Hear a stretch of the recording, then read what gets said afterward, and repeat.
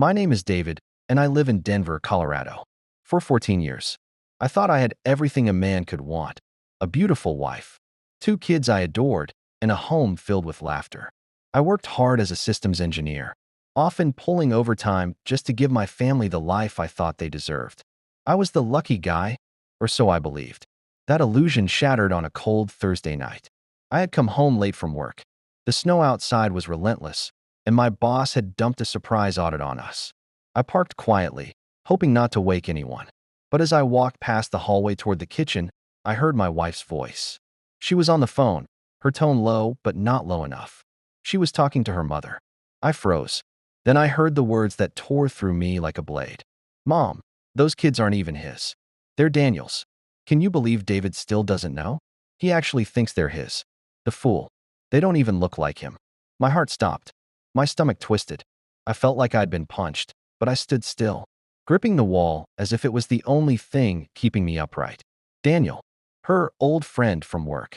The guy she said was just someone she vented to. The man she swore was happily married with twins of his own. That Daniel. I listened as she laughed, actually laughed, and said, "He's so easy to fool. I mean, who works 12-hour days and never questions anything? He's the perfect cover. The perfect fool." I couldn't breathe. My vision blurred. And yet, I stayed quiet, listening. My hands trembled with fury, humiliation, and a heartbreak I can't even describe. That night, I didn't confront her. No screaming. No accusations. No dramatics. I kissed the kids goodnight. She smiled at me, oblivious. I nodded and went to bed with a calm so unnatural, it scared even me. But inside, something changed. Snapped even. The next morning, I looked at my children, really looked. And it hit me. The different eye color. The nose. The way my daughter crinkled her face when she laughed, just like him. How had I not seen it? I didn't break down. I didn't yell. Instead, I began preparing. If she thought I was a fool, she'd soon see how dangerous a calm fool can be. I started documenting. Quietly. Methodically. I backed up old photos, dug up text messages she didn't know I had access to, and installed a voice recorder in her car. I even began talking to a lawyer, someone discreet. I wasn't going to lose my kids, my home, or my dignity without a fight. She had a big day coming up, our anniversary. She thought I'd plan a romantic surprise. She had no idea just how unforgettable that day would be. In the days that followed, I wore the mask of the loving husband so well. Even I started to believe it. I woke up early to make breakfast, packed the kids' lunches, kissed my wife goodbye as she left for work, and smiled like everything was perfect. Inside, I was calculating every step. I started studying her routines, where she went, how long she was gone, and who she was with. Her lies unraveled faster than I expected. A quick call to her office confirmed what I suspected. She hadn't been clocking in for her regular shifts on Tuesdays and Fridays. When I casually brought it up at dinner, she didn't even blink. She said she'd been working from home. Right. That night, after she fell asleep, I checked her phone. She was careless. No passcode changes. I already knew the name Daniel would pop up, and there it was. Dozens of messages. Some explicit, others emotional. Worse, some were about me. He still thinks the kids are his. LOL. He'd fall apart if he knew. But don't worry, he never will. I can't wait until we have the money to leave him. That last one lit a fire in me. She was planning to leave me, after bleeding me dry. She'd stolen my years, my loyalty. And now she wanted to take the last shred of my dignity. She didn't realize I was 2 steps ahead. I made copies of everything. Photos, call logs, bank transactions. I kept them on a hidden drive and in a secure cloud folder, labeled innocently as tax receipts 2012 minus 2020. I even installed a motion-triggered camera in our bedroom closet, not to watch her, but to see what she hid when I wasn't around. Turns out, there were envelopes, cash, letters, a hotel key card. Every discovery hardened me. Meanwhile, I played my role. We went out to dinner with friends, smiled in family photos. She laughed at inside jokes only we shared, as if nothing was rotting under the surface. And then came the big day, our 14th wedding anniversary. She wore red, her favorite color, and said she wanted to feel special tonight. She kissed my cheek and asked if I had any surprises. I looked her dead in the eyes and said, "Oh, I do." I had made reservations at an expensive rooftop restaurant. the one she always talked about but never visited. I made sure everything looked perfect. Candlelight, wine, the view of the city lights, a string quartet playing our wedding song. But underneath it all, I had orchestrated something else. A private server, paid in cash, ready to deliver the final blow. She thought it was romance. She had no idea she was walking into her own exposure. The night air was crisp, the stars peeking through a blanket of Denver twilight as we walked, hand in hand, into the rooftop restaurant. She looked radiant, no doubt expecting a night of luxury and devotion. I smiled, steady and calm, while my insides churned with anticipation. "David," she said, clutching my arm, "I didn't expect you to go all out like this. I feel like a queen tonight." "You should," I replied, locking eyes with her. "This night is all about you." We sat down at the candlelit table, the skyline sparkling behind her. The violinist started playing our wedding song. She gasped in delight. Everything was perfect. Too perfect. She didn't know I had hired a private investigator to follow Daniel that week. He had checked into a nearby hotel. Guess who paid for the room? Her, using our joint credit card. As she sipped her wine, I could see the wheels in her head turning. She thought she had me wrapped around her finger, that I was so blindly in love I'd never suspect a thing. Her smug smile nearly made me laugh. Dinner was served. Lobster and filet mignon, her favorites. She toasted to 14 years of love, loyalty, and laughter. I clinked my glass and said, "To truth, to clarity, and to the end of illusions."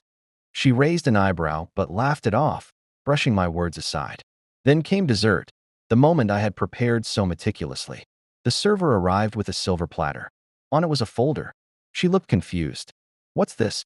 "Open it," I said. She did. Inside were printed screenshots of her texts with Daniel, photos of them together at the hotel, copies of her call logs, and, tucked beneath it all, a letter from my attorney, an official notice of divorce proceedings, including a demand for full custody and a forensic audit of our finances. Her face drained of color. Her hands trembled.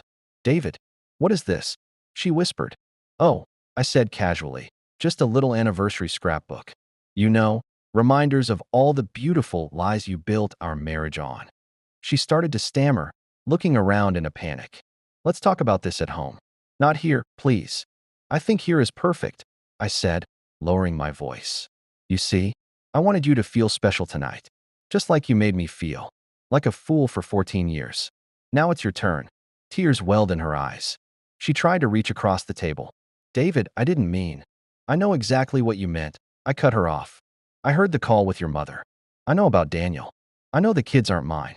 You destroyed us the day you chose betrayal over truth." She sat in stunned silence. Then I stood up, buttoned my jacket, and said, "Enjoy the dessert. You'll need the sugar rush. This is just the beginning." And with that, I walked away, leaving her with nothing but the wreckage she created.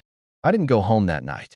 Instead, I checked into a hotel across town, not far from the one where she and Daniel had their little escapades. But unlike her, I wasn't there for pleasure. I was there for peace and clarity. The next morning, I called my lawyer and greenlit the rest of the plan.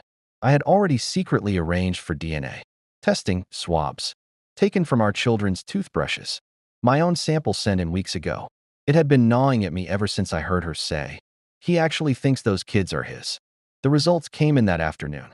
0% match. I sat in silence, staring at those words, feeling like the air had been punched from my lungs. I had changed their diapers, rocked them to sleep, taught them how to ride bikes.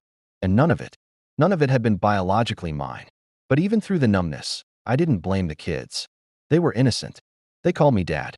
And I was their father, maybe not by blood, but by every scraped knee I patched and every nightmare I chased away. Still, the betrayal cut deeper than I thought possible. Back at the house, she was unraveling. She called me 17 times, left crying voicemails. "David, please, we need to talk. The kids are asking where you are. I made a mistake. I never wanted to hurt you." Too late.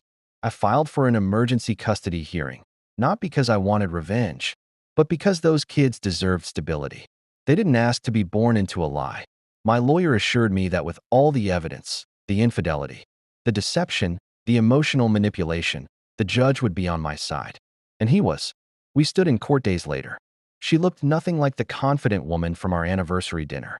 Her makeup was smudged, eyes red, voice shaking as she tried to explain why she lied. Why she never told me the truth. I was scared, she said. David was such a good man. I thought he'd leave if he knew.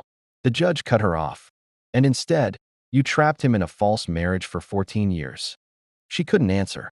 When the ruling came down, I was awarded full custody, not because the kids were mine, but because I had been their father, consistently and selflessly. Her time would be supervised until a family therapist deemed it appropriate otherwise. The look on her face when she realized she lost everything, her lies, her lover, her kids, said it all. Still, I didn't gloat. I walked out of that courtroom holding my son's hand, my daughter clinging to my other arm. They didn't understand the storm that had just passed. All they knew was that Dad was still here. And that was all I needed. 2 months had passed since the court ruling, and life had begun to settle into a strange, new rhythm. The kids were adjusting, slowly but surely. I took a leave of absence from work, enrolled them in therapy, and made sure our home became a safe, quiet space where lies no longer had room to breathe. My ex-wife, on the other hand, was unraveling. The man she destroyed our marriage for, Daniel, vanished. The moment the custody hearing didn't go her way. No shared parenting, no happy blended family, no fairy tale ending. Just silence. I wasn't surprised. Daniel was never in it for love. He was in it for the thrill, the taboo. Once that thrill turned into legal battles and messy reality, he bolted. She started showing up at my doorstep. At first, it was under the guise of dropping off gifts for the kids, teddy bears, books, new clothes. I never kept her from them, not entirely, but I made sure boundaries were respected. Then, one Friday evening, she stood on the porch alone, no gifts in hand, just tears streaming down her face. "David," she whispered, "can we talk?" I stepped outside and closed the door behind me. She looked like a ghost of herself, pale, thin, mascara smudged from crying. "I lost everything," she said. "Daniel blocked me. My job won't take me back. My mother barely speaks to me. And the kids, they barely look at me." I stayed silent. She took a shaky breath. "You were the only person who ever loved me for real." And I threw it away. I don't know what I was thinking. I finally spoke. "You weren't thinking. You were manipulating. For years. You lied to my face every day. Let me raise children that weren't mine without ever giving me a choice. They needed a good father," she choked. "No," I said flatly. "You needed a good cover story. You used them. You used me. And now you're sorry because the consequences finally caught up." She reached for my hand. I stepped back. "I'm not doing this with you," I said. "I'm not bitter anymore. I'm just done. My focus is on healing, for me and for them." "But can't we?" "There is no we," I cut in. "There never was. Not really. What you destroyed can't be rebuilt. I will never trust you again. And I won't let you use regret as an excuse to crawl back into our lives." She broke down right there on the porch. But I didn't comfort her. I simply turned and walked inside, closing the door with finality. My daughter looked up from the couch, worried. "Is mommy okay?" I sat beside her and gently pulled her close. "She will be. But we don't live in lies anymore. We live in truth now." And for the first time in a long time, I believed it.